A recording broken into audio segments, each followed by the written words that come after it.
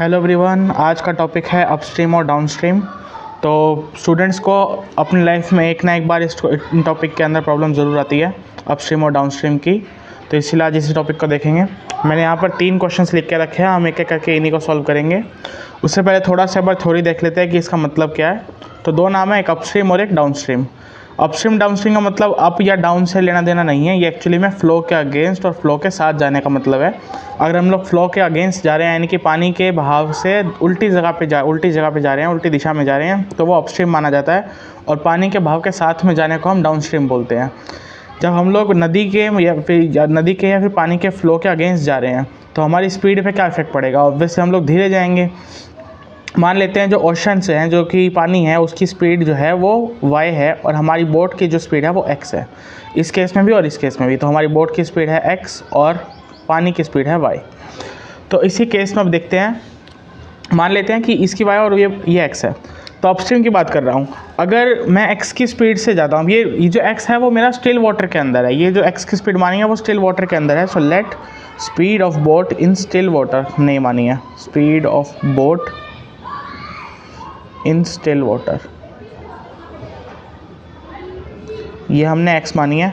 और हमने बोला है जो ओशंस के, यानी कि जो स्ट्रीम की जो हमारे पास स्पीड है वो हम लोगों ने y मानी है, स्पीड ऑफ स्ट्रीम। करंट्स की जो स्पीड है हमारे पास वो हमने y मानी है। अब ये दो चीज़ें हमारे पास आ गई है। अब जब मैं अपस्ट्रीम जाऊंगा तो मेरे को जो स्पीड है ज़्यादा लगानी पड़ेगी, मतलब सेम अगर उस पे जाना है तो कहीं ना कहीं क्या होगा, अगर मैं सेम स्पीड पे जा रहा हूँ तो और मैं उस जगह पे पहुँचना चाह रहा हूँ, तो फिर क्या होगा कि उस टाइम पे नहीं पहुँच पाऊँगा, टाइम धीरे लगेगा। और टाइम अगर सेम चाहिए, डिस्टेंस अगर सेम चाहिए, मतलब हमने बोला डिस्टेंस भी सेम रखो, टाइम भी सेम रखो, उस टाइम पे क्या होगा, तो उसके अंदर क्या होगा, मेरी स्पीड जो होगी वो कम हो जाएगी। मतलब टाइम तो डेफिनेटली चेंज होगा, डिस्टेंस अगर सेम रखते हैं तो क्या होगा, स्पीड मेरी स्लो हो जाएगी। जब क्योंकि ओशन अगर इस तरह से आ रहा है और मेरी स्पीड इधर से जा रही है, तो अल्टीमेटली क्या होगा कि हम लोग ही स्लो हो जाएंगे। इसलिए जब हम बोलेंगे अपस्ट्रीम के अंदर, जब हम लोग अपस्ट्रीम चलेंगे तो क्या हो जाएगी हमारी स्पीड, वो हो जाएगी x माइनस वाई। हमारी स्पीड में से ओशंस की जो, यानी कि जो स्ट्रीम की जो स्पीड है वो माइनस हो जाएगी। और इसी तरह से जब हम लोग डाउनस्ट्रीम जाएंगे, तो हमारी स्पीड के साथ क्या फ़र्क पड़ेगा, ये हमारी ही स्पीड की बात हो रही है, स्पीड ऑफ बोट की बात है। ये स्पीड ऑफ बोट के लिए ही सॉल्व हो रहा है। जब अपस्ट्रीम के अंदर देखेंगे तो बोट की जो स्पीड है वो जो x थी वो रुके हुए पानी के अंदर है। जब पानी रुका हुआ है तो हमारी x है, लेकिन अगर पानी बह रहा है और हम पानी की उल्टी दिशा में जा रहे हैं तो वो x माइनस वाई हो जाएगा। और अगर पानी जो है वो चल रहा है और हम उसके साथ साथ जा रहे हैं तो हमारी स्पीड बढ़ जाएगी। तो हमारी जो नई स्पीड रहेगी वो x प्लस वाई हो जाएगी। तो ये सबसे पहले बेसिक बात है जो पता होना चाहिए अपस्ट्रीम डाउनस्ट्रीम के अंदर। अब हम लोग क्वेश्चन को शुरू कर सकते हैं। ओके, तो पहला क्वेश्चन देखते हैं।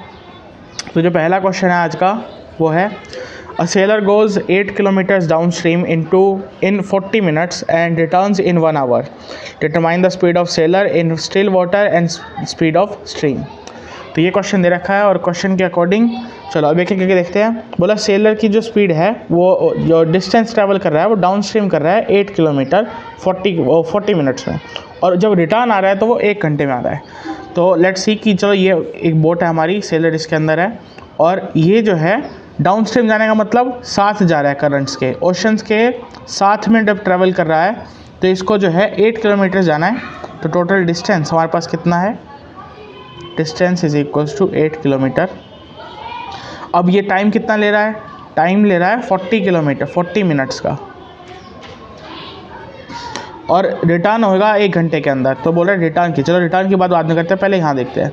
डिस्टेंस भी है, टाइम भी है, क्या डिवाइड करके डायरेक्ट स्पीड निकाल लें, क्योंकि स्पीड क्या होता है, speed is equals to distance upon time. तो डायरेक्टली डिवाइड करके टाइम निकाल लें, स्पीड निकाल लेते हैं। लेकिन यहाँ पे प्रॉब्लम क्या रह जाएगी, हम लोगों को ये मालूम है कि स्पीड हमेशा क्या होता है, किलोमीटर पर आवर में होता है। तो अगर ये मैंने मिनट्स में डाल दिया तो आंसर आएगा गलत। इससे पहले इसको कन्वर्ट कर लेते हैं। कन्वर्ट करने के लिए 60 से डिवाइड करो और ये अब आंसर आएगा आवर में, कैंसिल आउट होकर आंसर आ गया 2/3। चलो अब करके देखते हैं। डिस्टेंस आ गया 8 किलोमीटर्स और यहाँ से ये आ गया 2/3 किलोमीटर पर आवर। अब इसको जब सिंप्लीफाई करूँगा जो 3 होगा वो ऊपर जाएगा, तो आंसर आ जाएगा 8 × 3/2 एंड आंसर आ गया 12 किलोमीटर पर आवर। तो स्पीड ऑफ बोट हमारे पास आ चुकी है 12 किलोमीटर पर आवर, लेकिन ये क्या है, ये डाउन स्ट्रीम के अंदर है जब नदी के साथ जा रहे हैं। तो अब देखते हैं अपस्ट्रीम का केस। तो ये था डाउन स्ट्रीम का केस, अब देखेंगे अपस्ट्रीम का केस। अपस्ट्रीम के केस के अंदर दोबारा से डिस्टेंस पहले लिख लेता हूँ। डिस्टेंस कितना है, अब देखो उस टाइम मुझे रिटर्न कर रहा है वहाँ से, तो अगर जाने में 8 किलोमीटर लगे हैं, जाते टाइम 8 किलोमीटर थे तो आते टाइम भी 8 ही किलोमीटर होंगे ना, तो इसलिए डिस्टेंस है 8 किलोमीटर। टाइम अब क्या बोल रखा है, क्वेश्चन के ऊपर दोबारा से नज़र डालो। रिटर्न कर रहा है इन 1 आवर, अगर 1 घंटे में आ रहा है तो ये लिख दिया इधर 1 आवर। डिस्टेंस भी आ गया, टाइम भी आ गया। अब बात करता हूँ स्पीड पे। क्या मेरे पास किलोमीटर और आवर के अंदर दे रखा है, ऑब्वियसली दे रखा है। तो अगेन डिस्टेंस अपॉन टाइम का फॉर्मूला लगाओ और 8/1 किलोमीटर पर आवर, तो ये एक स्पीड आ गई 8 किलोमीटर पर आवर। अब अपस्ट्रीम भी आ चुका है, डाउनस्ट्रीम भी आ चुका है, लेकिन उसने मांगा क्या है, पहले बार ये देख लो ज़रा। Determine the speed of seller in still water and speed of stream. तो बोल रहे हैं स्टिल वाटर के अंदर बतानी थी, लेकिन हमने तो ये अपस्ट्रीम और डाउनस्ट्रीम निकाल दिया। जब स्टिल वाटर निकालना है तो स्टिल वाटर देखो थ्योरी में भी पढ़ा था ना, स्टिल वाटर के अंदर स्पीड ऑफ बोट क्या थी, वो तो x थी। तो यहाँ से हम लोग क्या करते हैं, अच्छा, और अपस्ट्रीम के अंदर क्या है, x माइनस वाई, डाउनस्ट्रीम में x प्लस वाई। मतलब कि अपस्ट्रीम के अंदर जो ये आया है, ये एक्चुअली में आया है x माइनस वाई 8, और डाउनस्ट्रीम के अंदर जो हमने निकाला वो क्या था, x plus y equal to 12। दो इक्वेशन है, दोनों को सॉल्व करना है। जहाँ पे x और y क्या है, x हमारे पास स्टिल वाटर के अंदर बोट की स्पीड है, और y क्या है, y स्पीड के स्ट्रीम की स्पीड है। यही दो चीज़ें निकालनी है, स्टिल वाटर के अंदर और स्ट्रीम के अंदर, यही दो चीज़ें निकालनी थी, और दोनों चीज़ों के अंदर इक्वेशन हमारे पास है। एलिमिनेशन, सब्स्टिट्यूशन या क्रॉस मल्टीप्लिकेशन, जो मेथड बेस्ट लगे वो लगा सकते हो। अभी मैं एलिमिनेशन लगा रहा हूँ क्योंकि सबसे छोटा सबसे स्वीट मेथड यही होता है। तो ये x minus y equal to 8, x plus y equal to 12, ये कैंसल्ड, ये हो गया 2x, और ये अब ये ऐड हो रहा है, और ये हो गया 20। x की वैल्यू आ गई यहाँ से 10, और y की वैल्यू यहाँ से जब निकालोगे तो क्या हो जाएगा, x minus y equal to 8 है, तो 10 माइनस 2 8 आता है ना, तो ये हो जाएगा 2। x भी आ गया, y भी आ गया। अब ये दो वैल्यूज़ क्या थी, स्टिल वाटर की स्पीड 10 किलोमीटर पर आवर और स्ट्रीम की स्पीड 2 किलोमीटर पर आवर। लेकिन लिखने का तरीका ज़रा साफ अच्छे से क्लियरली। अब देख लेते हैं सेकंड क्वेश्चन आज का।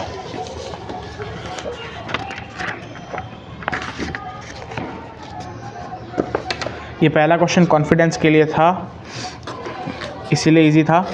अब देखते हैं थोड़ा ढंग का क्वेश्चन। थर्ड क्वेश्चन ये आप लोगों का है, सेकंड वाला अब मैं कर रहा हूँ। सेकंड क्वेश्चन के अंदर बोला है the boat goes 30 kilometre upstream and 44 kilometre down streams. Questions को साथ साथ में नोट भी कर लोगे तो ज़्यादा बेस्ट है। तो बोला है boat goes 30 kilometre upstream and 44 kilometre down stream. तो 44 किलोमीटर डाउन स्ट्रीम कितनी देर में जा रहा है ये, इन 10 आवर्स, इन 10 आवर्स। उसके बाद बोल रहा है 13 आवर्स के अंदर 40 किलोमीटर जा रहा है अपस्ट्रीम और 55 किलोमीटर जा रहा है डाउन स्ट्रीम। ये दो चीज़ें इसने बता दी। हमें क्या निकालना है, find the determine the speed of stream and speed of boat in still water. दोबारा से वही दोनों सेम बातें, स्टिल वाटर के अंदर बोट की स्पीड बतानी है और स्ट्रीम की बतानी है। कंडीशंस हमारे पास ये दे रखी है। चलो अब एक एक करके देख लेते हैं ज़रा इसको। पहले ऊपर वाली बात कर लेता हूँ। अब इधर ये क्वेश्चन अपस्ट्रीम डाउन स्ट्रीम में ना, ये स्टेप्स तो हमेशा करने ही होते हैं, तो ये तो पहले लिख लो बेशक। Let the speed of boat in still water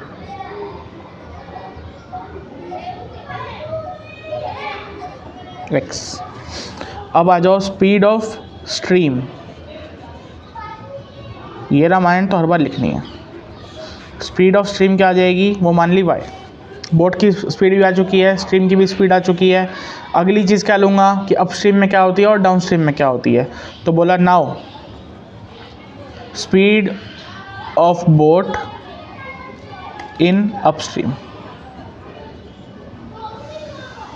जब अपस्ट्रीम जाऊंगा तो माइनस करूंगा तो आ जाएगा x माइनस वाई, स्पीड तो कम ही होगी। और जब ऐसे ही जाएंगे इन डाउन स्ट्रीम, बोट की स्पीड डाउन स्ट्रीम में क्या रहेगी, x प्लस वाई। ये 4 चीज़ें तो हर बार करनी है। अब अगली बात, हमने बोला डिस्टेंस क्या दे रखा है, डिस्टेंस तो अब अलग अलग दे रखा है, ऊपर जाने का भी नीचे जाने का, और मिला के दे रखा है 10 किलोमीटर्स और 10 आवर्स। अब देखो जो ये वाली चीज़ है ना, इसको पकड़ेंगे आवर को, तो आवर से ही सारा खेल चलाएंगे। तो हम लोग क्या करते हैं, हम लोग टाइम निकालेंगे, टाइम टेकन की वाली बात करेंगे। तो हम पहले बात करते हैं टाइम टेकन। देखो टाइम क्या होता है, पहले तो ये याद कर लो ज़रा, स्पीड होता है डिस्टेंस अपॉन टाइम, तो टाइम क्या होगा, डिस्टेंस अपॉन स्पीड। ये टाइम का फॉर्मूला है, डिस्टेंस अपॉन स्पीड। अब हम लोग क्या करेंगे यहाँ से, time taken in upstream. Upstream में टाइम कितना लगेगा, जब 30 किलोमीटर अप जा रहा था वो, पहले इसकी बात करें इस फर्स्ट स्टेटमेंट की, दूसरे वाली को मत देखा हुई। 30 किलोमीटर जब वो अपस्ट्रीम जा रहा था तो उसको टाइम कितना लगा होगा, ये बात कर रहे हैं हम लोग। जब 30 किलोमीटर जाएगा तो डिस्टेंस 30 किलोमीटर रहेगा, तो 30 किलोमीटर डिस्टेंस है हमारे पास, डिस्टेंस अपॉन स्पीड होता है ना टाइम, तो 30 किलोमीटर का डिस्टेंस आ गया। स्पीड क्या रहेगी, अपस्ट्रीम की बात कर रहा हूँ, तो अपस्ट्रीम में स्पीड क्या होती है, x माइनस वाई होती है, तो ये हो गया x माइनस वाई। तो टाइम टेकन इन अपस्ट्रीम क्या होगा, 30 kilometre upon x minus y hour होगा। अब ये किलोमीटर पर आवर। ऐसे ही निकालूंगा time taken in down streams, time taken in down stream. Down stream के लिए क्या होगा, दोबारा से डिस्टेंस अपॉन में स्पीड। डिस्टेंस क्या है, डाउन स्ट्रीम में डिस्टेंस कितना जा रहा था, ये अपस्ट्रीम का था, ये डाउन स्ट्रीम का है, 44 किलोमीटर्स डाउन स्ट्रीम। तो डाउन स्ट्रीम के लिए किलोमीटर आ गए ऊपर, 44 किलोमीटर। अब स्पीड, डाउन स्ट्रीम में स्पीड कौन सी है, x प्लस वाई, तो ये हो गया x प्लस वाई, ये दोनों आ गई। अब बोला अपस्ट्रीम में जो टाइम लगा और डाउन स्ट्रीम में जो टाइम लगा, दोनों को मिला के कितना लगा, 10 घंटे, तो दोनों को मिला लो, तो ये हो गया 30 upon x minus y plus 44 upon x plus y, ये हो गया इक्वल टू 10। सेम काम दोबारा से करूँगा। अब ये तो उस वाली इक्वेशन के लिए किया था, अब ये दोबारा से लिखेंगे कि time taken in upstream second case में कितना होगा, 40, तो इसको रखा ऊपर 40 किलोमीटर और स्पीड आ जाएगी दोबारा से x माइनस वाई प्लस, अब time taken in down stream में कितना 55 किलोमीटर गया और स्पीड उसकी x प्लस वाई, तो दोबारा से आ गया 55 अपॉन x प्लस वाई, और टोटल टाइम कितना लगेगा प्लस करके 13 आवर्स का। आई होप कि आप लोगों को समझ आया होगा क्या करा मैंने अभी। हमने पहले एक का करके देखा कि बोला टाइम अपस्ट्रीम में कितना लगता है, 30 किलोमीटर डिस्टेंस अपॉन में उसकी स्पीड, ये आ गया अपस्ट्रीम का टाइम। ऐसे ही निकाल दिया डाउन स्ट्रीम का भी टाइम, उसकी स्पीड को डिवाइड कर दिया, उसकी डिस्टेंस से डिवाइड कर दिया उसकी स्पीड को, तो ये उसका टाइम आ गया। लेकिन हमने बोला दोनों को प्लस करके कितना आएगा, तो उसने बताया था 10 घंटे लगे थे, तो दोनों को प्लस करके 10 कर दिया। सेम काम हमने दूसरी इक्वेशन के लिए भी करा, जैसे हमारे पास 2 इक्वेशंस आ गई, क्योंकि अल्टीमेटली चैप्टर तो वही चल रहा है ना, लीनियर इक्वेशंस इन 2 वेरिएबल। अब अगर 2 वेरिएबल्स हम लोग निकालेंगे तो 2 इक्वेशंस भी तो चाहिए ना पहले, तो 2 इक्वेशंस पहले लेके आए ताकि उसको सॉल्व करके हम आंसर बनाएंगे हमारा। अब ये 2 आ गए, लेकिन अभी भी काफ़ी कॉम्प्लिकेटेड है, नीचे में आ रहे हैं। तो लेट कर लेते हैं कि जो 1/x माइनस वाई है वो किसी u के इक्वल है, एंड जो 1/x प्लस वाई है वो किसी v के इक्वल है। लेट कर लिया, ये वाली चीज़ दोनों में पुट करूँगा तो हमारे पास आ गया 30u plus 44v equals to 10, और इधर से इसके अंदर पुट कर दिया तो ये आ गया 40u plus 55v equal to 13। ये 2 इक्वेशंस आ गई। अब इसके अंदर क्या कर सकते हैं, सिंपली अब यहाँ पे एलिमिनेशन, क्रॉस मल्टीप्लिकेशन या सब्स्टिट्यूशन कोई भी मेथड लगा के सॉल्व हो जाएगा। मैं बेटर यूज़ करूँगा, मुझे ज़्यादा अच्छा इजी कन्वीनियंट लगता है एलिमिनेशन, लेकिन ये हो किसी भी सकता है, तो एलिमिनेशन यूज़ करते हैं। यहाँ से इसको कर रहा हूँ 4 से मल्टीप्लाई पूरे को, और इसको मल्टीप्लाई कर रहे हैं 3 से। पहले इसको 4 से करता हूँ तो हमारे पास नई इक्वेशन आ गई यहाँ पर 120u प्लस, अब इसको करूँगा तो 4 4 जा 16, 1 कैरी, 16 and 1 70, और ये हो गया 40। अब इसको करूँगा तो ये हो जाएगा 120u, इसको इससे करूँगा तो ये हो जाएगा 165v इक्वल टू, ये हो गया 39। एलिमिनेशन में हमें एक माइनस करना है, तो डिपेंड करता है कब आप माइनस करोगे कब आप प्लस करोगे। ये से ये कैंसिल, यहाँ से आंसर आएगा माइनस करके 1 1 और ये हो गया v, ये आ गया 1, v की वैल्यू आ गई 1/11। अब ये वैल्यू को पुट करेंगे किसी भी एक इक्वेशन में, इसमें या इसमें, और u भी निकाल लेंगे। तो अब u निकाल लेते हैं। इक्वेशन दे रखी थी हमारे पास 30u + 44v = 10, यही थी ना इक्वेशन, 30u + 44v = 10, और v की वैल्यू आ चुकी है 1/11, तो ये हो गया 30u + 44 × 1/11 = 10, ये हो गया 4, 30u = ये वहाँ जाके माइनस, तो ये हो जाएगा 6, u की वैल्यू आ गई 6/30 1/5।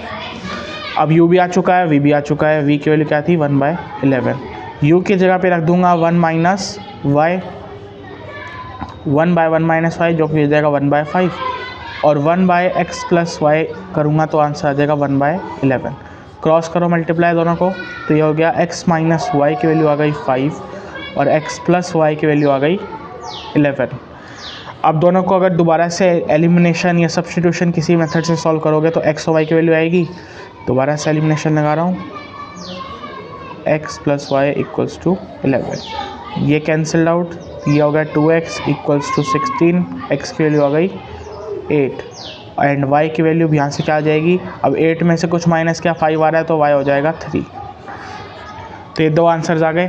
अब एक बार याद कर लो x क्या था, x हमारे पास बोट की स्पीड थी स्टिल वाटर के अंदर, बोट इन स्टिल वाटर, और y क्या था, स्ट्रीम की स्पीड थी। तो आई होप लोगों को समझ आया होगा, यही दो चीज़ें निकालनी थी, ये दो चीज़ें आ गई। अब ये थर्ड क्वेश्चन और है, ये आप लोगों के लिए यहाँ पे छोड़ रहा हूँ।